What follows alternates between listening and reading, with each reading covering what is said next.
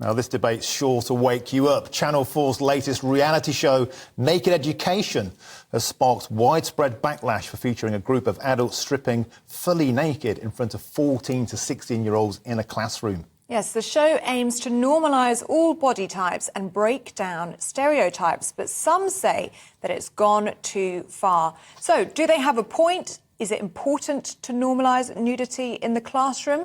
Well, joining us now for this debate this morning is Dr. Mark Bass, the National President of British Naturism, who worked behind the scenes on this Channel 4 show. He says the programme is about education and does not sexualise children.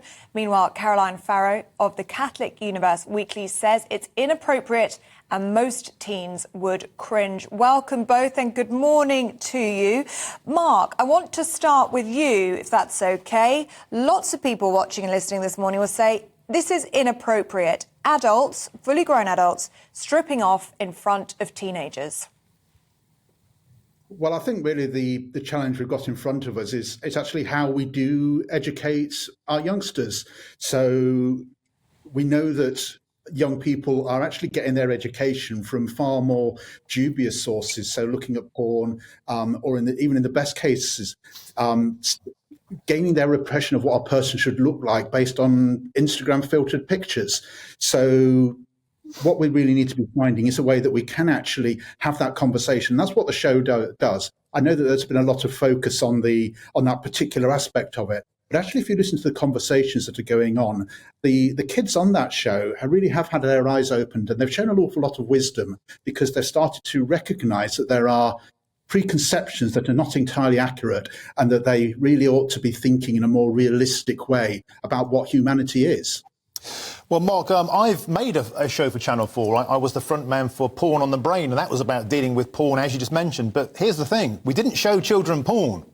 We didn't show people, naked people to children. Why on earth do you need to tackle nudity by just getting 4 people to get their kit off in front of a classroom? It just feels a bit wrong.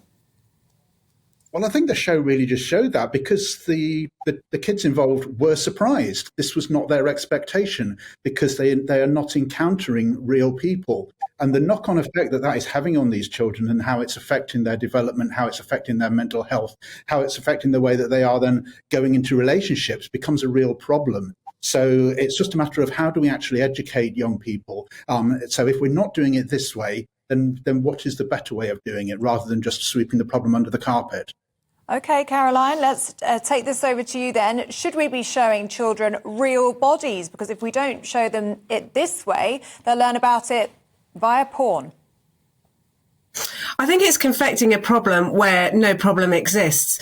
In that, yes, I agree, body positivity is a very good thing, but this can be taught in completely different ways to exposing children to adults stripping off naked. This is about breaking down natural boundaries. Us as adults, we don't choose to be confronted by naked people. And it's about saying, oh, here you are, kids, completely normal, get your kit off in front of everybody, and breaking down those natural barriers. And concerningly, when you look at the performers who are involved in this show, they all have, semi-pornographic backgrounds. One is a sex toy reviewer, another, if you look her up on YouTube, sings explicit songs. You've even got in this series somebody who was born female who now identifies as a man, stripping naked. Now, this person has had a double mastectomy and has had a procedure, a phalloplasty, to construct, an artificial penis for them. Now, this again is normalising gender ideology, gender theory, the idea that it's, that somebody can change their body and normalising actually what is pretty shocking and graphic surgery. There is no need to do this to teach children body positivity. And also, it's about commoditising the human body and about commoditising sexual relationships. When you fall in love with somebody, when you're in a romantic relationship, you love them body and soul. And it's about saying to kids, oh, okay, it's all about the body. It's all about the body. And there are healthier ways of engendering that mindset. And, I'm mum to 5 children. I've got 3 teenagers at the moment. I can tell you my eldest, who's gone through all of this, never got exposed to naked people, and has a completely healthy attitude when it comes to, self-image, body positivity. I think schools can do very well in PSHE here, but without actually having to expose children to naked bodies. And, your other speaker is president of the British Naturism Society, which is all about, getting your kit off in public. And, most people do feel very uncomfortable when they're confronted with nudity, because it's very intimate, and you don't actually want to see a naked person doing your shopping or when you're having a walk. Caroline, if I could bring Dr. Mark back in now, what would you say to this accusation that's coming out there that this is crossing the Rubicon, as it were, from education towards indoctrination? And one of the words that's been put around is this is like child grooming, in a sense. The normalisation of alternative lifestyles, the normalisation of nudity, the normalisation is going too far. This is going from education, it's becoming something else. It's more like activism and indoctrination. Well, I think the most concerning point raised there is that there's not a problem, because that's clearly not true. So if we look at sort of young women, 1 in 5 young women are self-harming, and that's a number that's tripled over the last few years. Suicide is the leading cause of death in young men. And so there clearly are problems here. And so these are arising from people's poor self-image. So we know that body dysmorphia. You've got to be very, very careful about this. You've got to be very careful about attributing suicide and self-harming to poor body image. Now, these are very complex mental health issues, and you cannot just simply say, well, OK, there's this epidemic.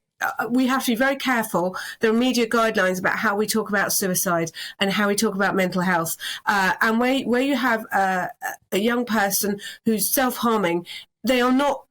We cannot say they are self-harming because of poor body image, because there could be 1,000,001 other complex reasons and comorbidities, mental health problems that they have that's leading them to self-harm. So there is no way that, and there is a difficulty with mental health crisis in this country among young people. I've been subject to that, to the lack of resources myself.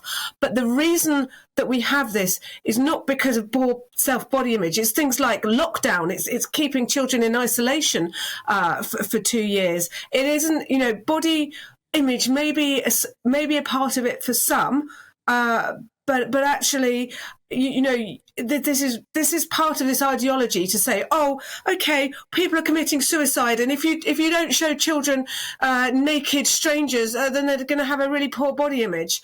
Dr. Mark, no. Come back in on that, Dr. Mark.